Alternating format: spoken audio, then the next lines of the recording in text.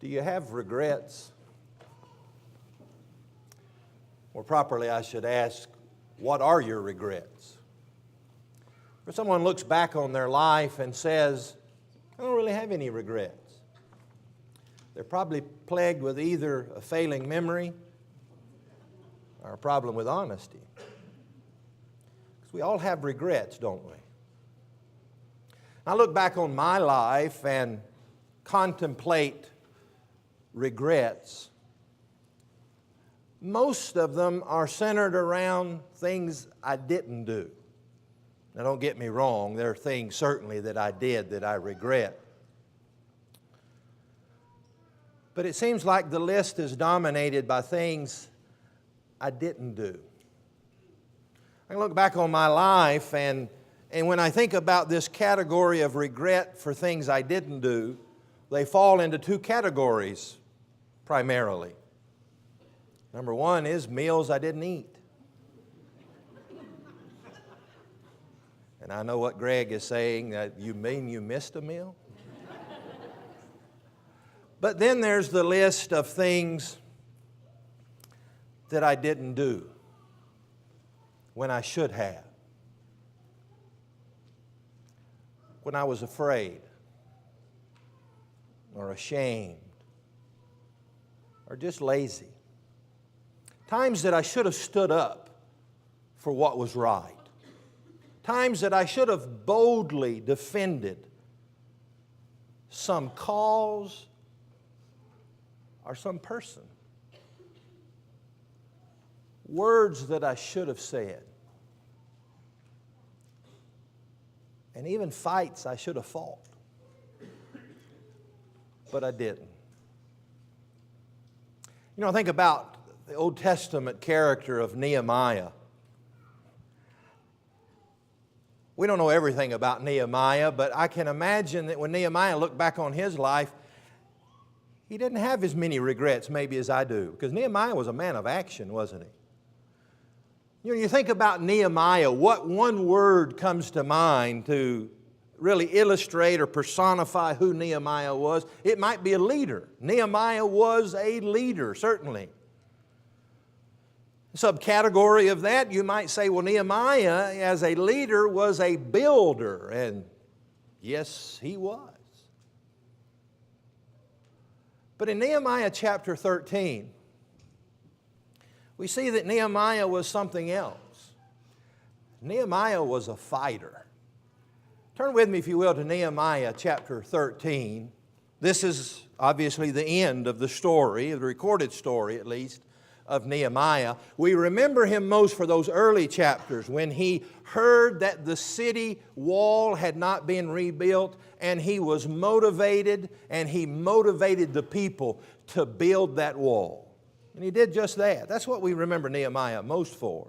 Nehemiah did that. He served as a governor of the territory that included Jerusalem for about 12 years. But then after that 12 years, he left and went back to Persia. And he's gone, we don't know how long he's gone, but he's gone for a period of time, and now he comes back. And he's motivated again. That's what a leader does. A leader is motivated, and he in turn motivates others. But now he's not motivated to build. He's motivated to fight. Nehemiah comes back to his home, to his people, and he sees what they've done. And he's just flat out mad.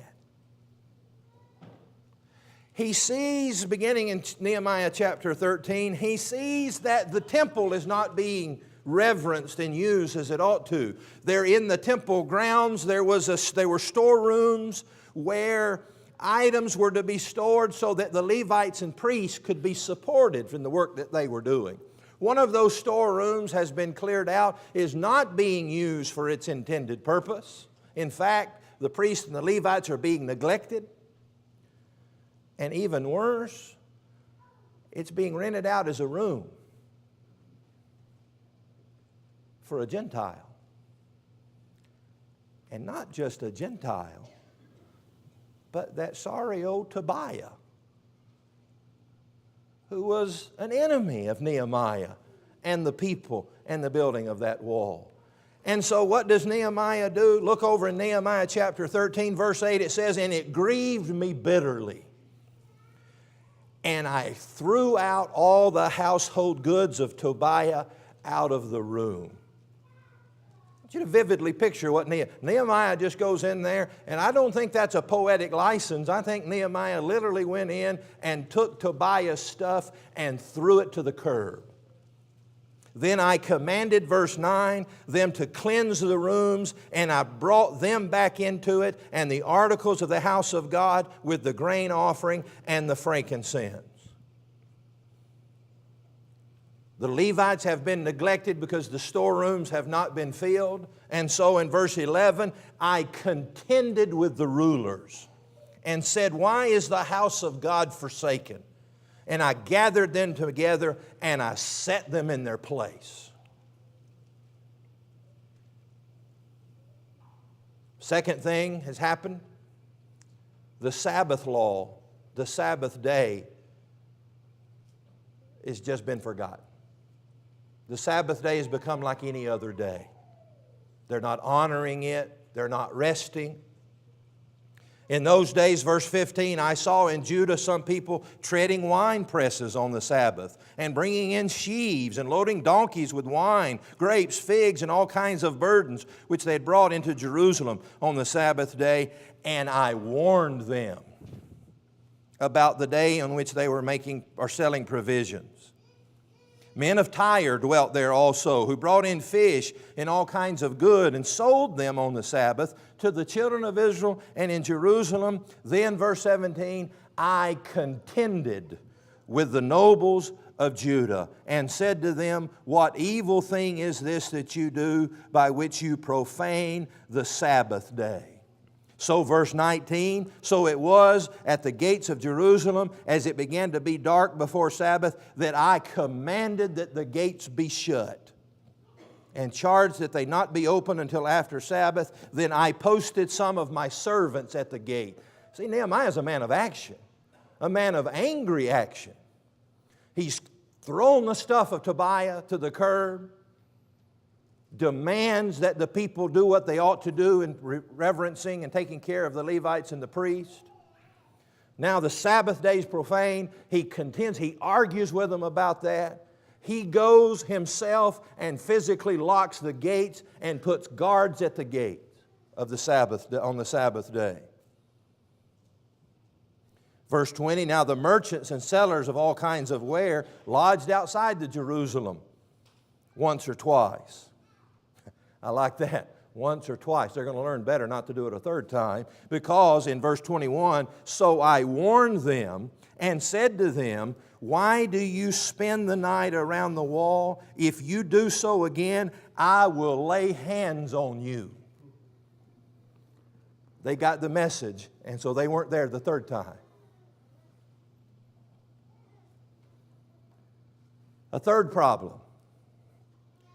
In his absence, in the absence of good leadership, they had married these pagan people that they'd been warned against. And so, verse 25, "So I contended with them and cursed them, struck some of them and pulled out their hair, and made them swear by God, saying, You shall not give your daughters as wives to their sons, nor take their daughters for your sons or for yourselves." You know, sometimes a leader builds. Sometimes a leader has to fight. And chapter 13 of Nehemiah is a chapter about fighting. Nehemiah is throwing stuff out of rooms.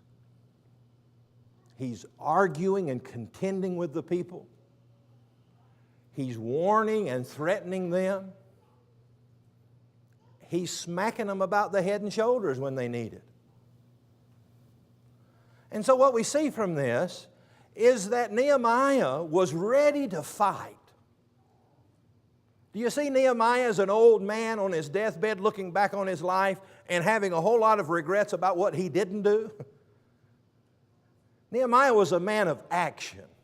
He was a leader, and sometimes a leader builds, but sometimes a leader is called upon to fight. And Nehemiah was ready to fight. Here's some things that he fought for. He fought for the proper reverence for the house of God. They were not treating the house of God with the due reverence. They were treating it like some other building, any other house. He fought for respect and observance of the Sabbath, a day in which God had set aside as a holy day. And one, again, like the house of God, they were profaning as just common and ordinary. And lastly, he fought for the defense of their personal and family morality. Seems like this is what angered him the most. That here people were not living good, godly, moral lives. They were letting corruption come in, a corruption such that even Solomon, he says, could not withstand the damning influence. So who do you think you are that you can? Nehemiah was a fighter.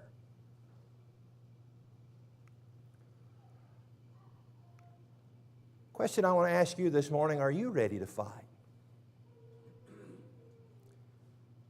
Now here's where I must add a disclaimer. I'm not asking you to smack somebody about the head and pull out their hair.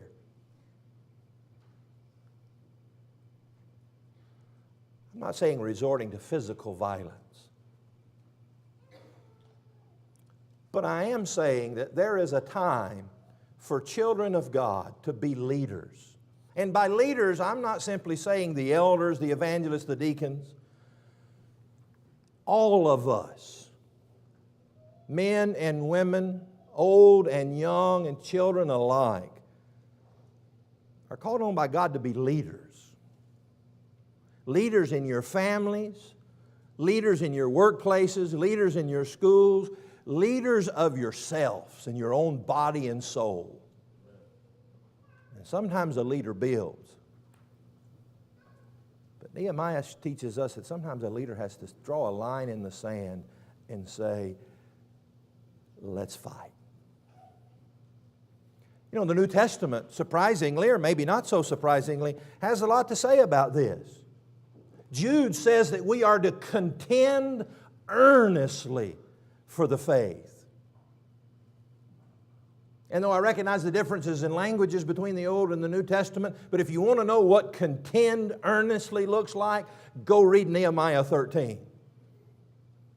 To contend earnestly for the faith. Paul told his apprentice Timothy to fight the good fight of faith.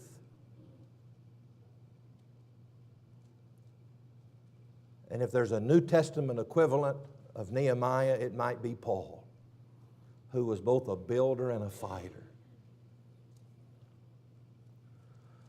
Look in Ephesians chapter 6, maybe the most familiar New Testament passage about fighting. We're familiar with this passage that tells us in verse 11 of Ephesians 6 to put on the whole armor of God, that you may be able to stand against the wiles of the devil. I'm afraid we've over-illustrated this passage, if that's possible. That we've broke down every element of this armor, and we can all probably picture the picture, can't you? Of this piece of armor represents that, this piece of armor represents that. And I think we've peeled the bark and looked at the leaves of the tree so much that we've missed the forest. Why do you put on armor? Verse 10 really begins, finally, my brethren, be strong in the Lord and in the power of His might. Put on the whole armor of God. First century Christian hearing that admonition would have immediately known what armor was for. It was the fight. You didn't put on armor to wash the car. Put on armor to watch television. You put on armor when there was a fight to be fought. And so he says, be strong in the Lord and the power of His might. Put on the whole armor of God. Why? Verse 12, for we do not wrestle against flesh and blood, against principalities, against powers, against the rulers of the darkness of this age, against the spiritual host of wickedness in the heavenly places. Now that's a fight. A fight for the very fiber of your soul. And so he says, therefore, take up the whole armor of God, that you may be able to withstand in the evil day, and having done all, to stand. Paul says it's time to fight. The spiritual fight. This same Paul would tell the Corinthians that, and here's our disclaimer again, the weapons of our warfare are not carnal, but are mighty in God for pulling down strongholds. You know, if the Scriptures have so much to say, both Old and even New Testament, if the Scriptures have so much to say about fighting, about boldness and courage, what does that say about me? What's that say about you?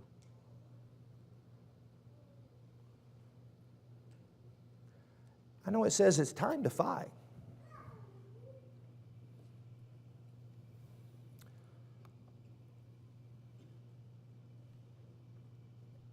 And it's time for us to fight. It's time to spiritually angle our toe and draw a line in the sand and say, it stops here. That's what Nehemiah did. It's time for us to spiritually, metaphorically, throw some stuff to the curb, to kick some things out of our life. It's time for us to do a little contending, a little arguing. And again, metaphorically, spiritually, it's time for us to hit somebody and pull out some hair.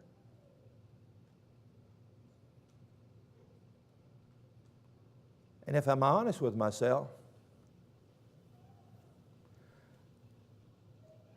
I, like the Apostle Paul, will be the recipient of most of those blows.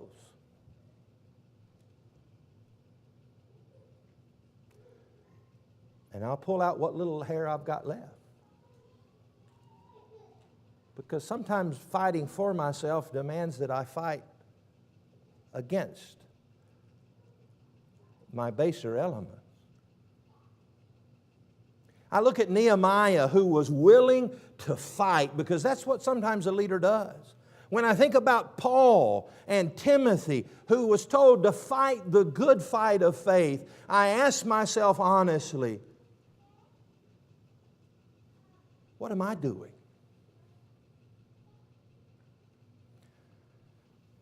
Number 275 in our songbooks. It's an old hymn that we don't sing a whole lot anymore. In fact, it's one of those, maybe it's so old it's new.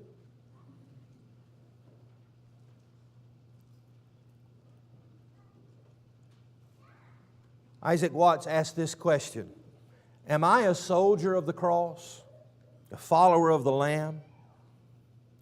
And shall I fear to own His cause or blush to speak His name? Must I be carried to the skies on flowery beds of ease, while others fought to win the prize and sailed through bloody seas? Are there no foes for me to fight? Must I not stem the flood? Is this dark world a friend to grace to help me on to God? Sure, I must fight. Increase my courage, Lord. I'll bear the toil, endure the pain, supported by thy word.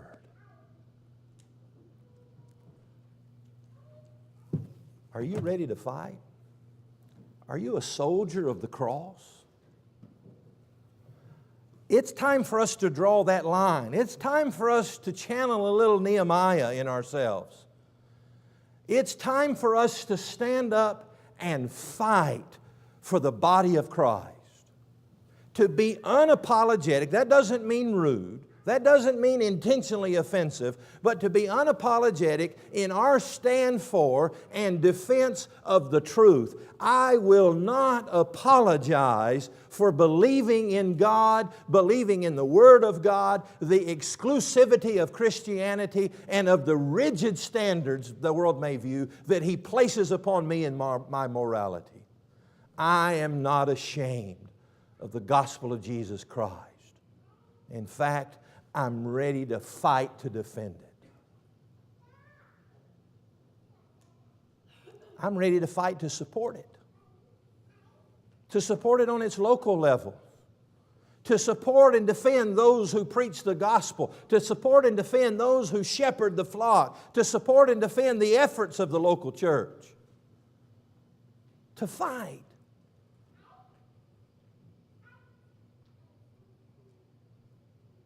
And much of the battle is just showing up on the battlefield. Of being here when the trumpet calls.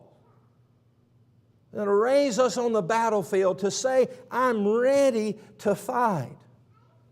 It's time for us to draw the line in the sand and to channel Nehemiah, the leader, and to be able to fight for our families. Fathers and mothers, it's time to take control of the spiritual leadership in your home. Do not abdicate it to the church, and certainly don't hand it over to the world. Stand up and fight. Say, I'm going to be a husband and a father. And I'm going to take upon the God-given task of a leader in this home. Wives, stand up and fight for the beautiful role that God has given you. It's time to fight. It's time to fight for our own faith.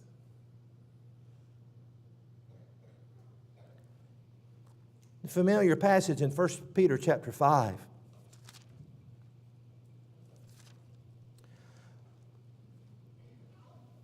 When Peter says in verse 8, be sober, be vigilant, because your adversary, the devil, walks about like a roaring lion, seeking whom he may devour.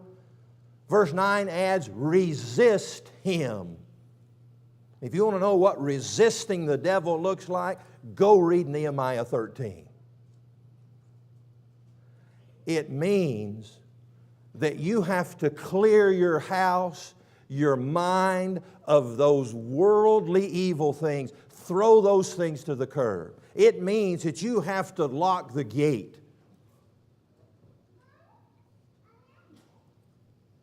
And pardon the illustration, tell Satan, I'll lay hands on you.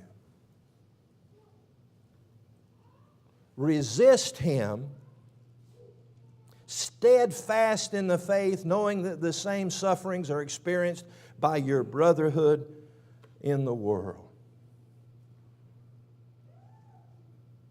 John, in the Revelation letter, paints the horrible picture of hell. We sang about heaven beautifully this morning in the 9 o'clock hour as the soldiers arrayed on the battlefield to sing praises to God. We sang about heaven, but the Bible also talks about hell. And in John's graphic picture of hell and those who will be there in the Revelation letter, he includes not just those what we would term as those heinous, out there wicked sins. Of those who will be cast into that fire, into that lake, John includes the cowardly.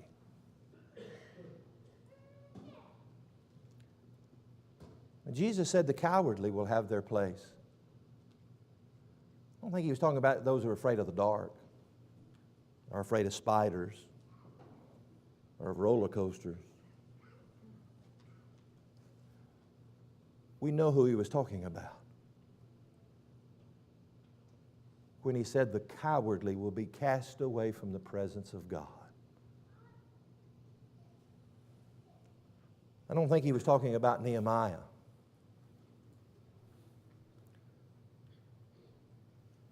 But was he talking about me? Am I ready to cast away the guilt and the regret of my past and be ready to fight? Will you join me on the battlefield? Will we stand up and fight for the cause of God? Fight with every fiber of our being for our own soul. And stand shoulder to shoulder, wearing the full armor of God, having done all to fight and to stand. And remember this: the battle belongs to the Lord. Are you engaged in the fight this morning? Why not become a child of God? Why not render obedience to that gospel? Enlist in the Lord's army this morning. Maybe you've been in that army, but you've been cowardly. You've sat on the sidelines while others fought. It's not too late. It's not too late to enter the fray. Will you stand up this morning and fight? Would you become a child of God? Would you become a better child of God this morning? If we can help you in any spiritual way, stand up and come as we stand and as we sing.